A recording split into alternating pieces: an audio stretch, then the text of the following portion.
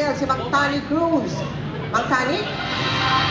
Salamat, Mel. Mga kapuso, binabayo na po ng bagyong Ulysses ang malaking bahay ng Luzon. Kapag tayo ng maglalito, Taong 2020, isang malaking sakuna ang sumubok sa Pilipinas.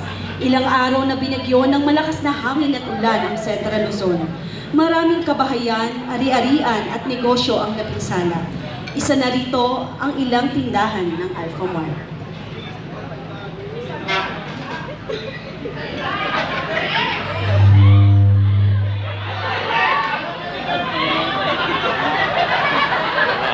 Nagmapuwag pa.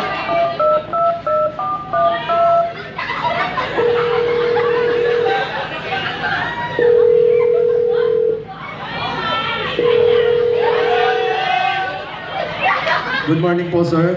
Sir, hello, sir. Narinig niyo po ako? Hello? Yan. Narinig na kita. Sir, nalubog po sa baha si Ami Provident Village. Yung store po natin sa Marikina.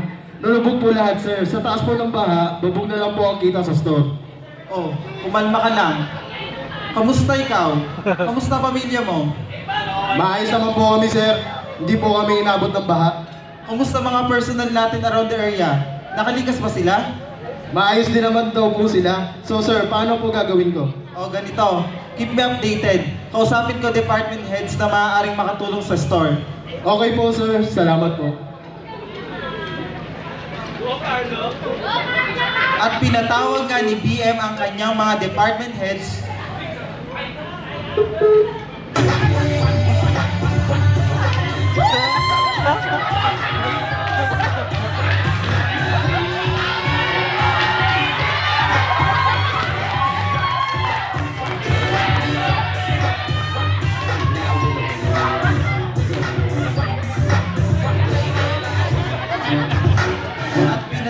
ni BM ang kanyang mga department heads para sa isang agarang pagpupulong ang departamento ng Fast Department,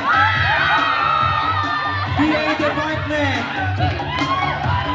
Treasury Department, at ng Accounting Department.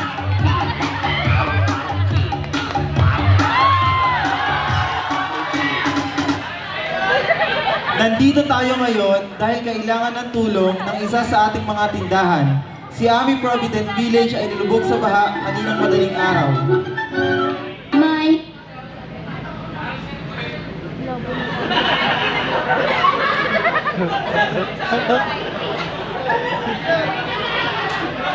Ano na?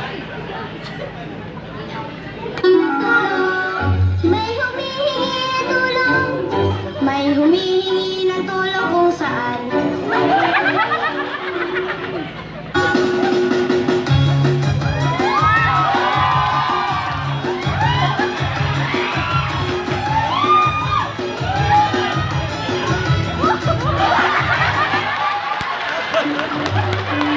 Habang silang lahat ay abala at tulong-tulong na inaayos ang tindahan, hindi nila namamalayan na isang bagong pag-asa ang kanilang naibigay, hindi lamang sa tindahan at ating mga empleyado, bagkus gayon din sa mga mamamayang malapit sa Ami Provident Village.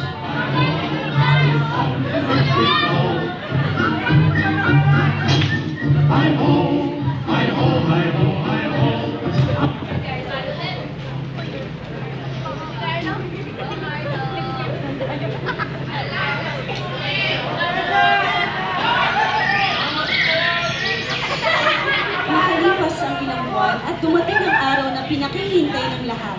Habang abala ang lahat sa counter sa paglinis ng tindahan, biglang bumukas ang pintuan na ani Muimi Anghel na bumaba sa kalangitan. Isang magandang dilag ang pumukaw sa kanilang mga mata. Magandang dilag! Naman nila na pagtanto na si Muimi pala ito, isa sa mga QA auditor ng DC Marilao. Lahat sila ay napatulala, kinabahan, namutla at hindi alam ang gagawin.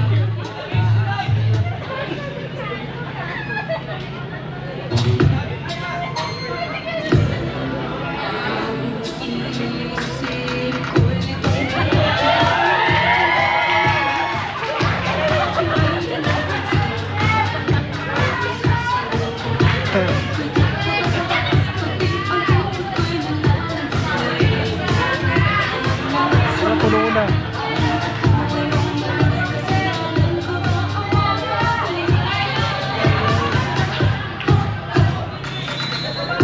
Labis ang natuwa ang auditor sapagkat napakaayos ng tindahan. Walang bagkas na nakaranas ito ng malaking dilubyo.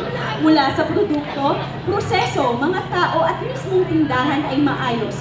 Nang dahil dito, sila ay nagkamit ng gradong 100%!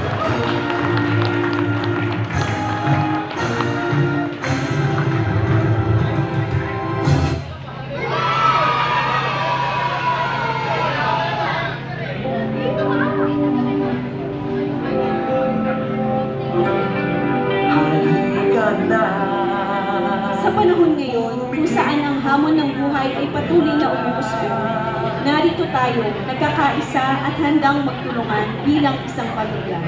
Ang diwa ng bayanihan ay nagbigay lakas at inspirasyon sa ating mga puso.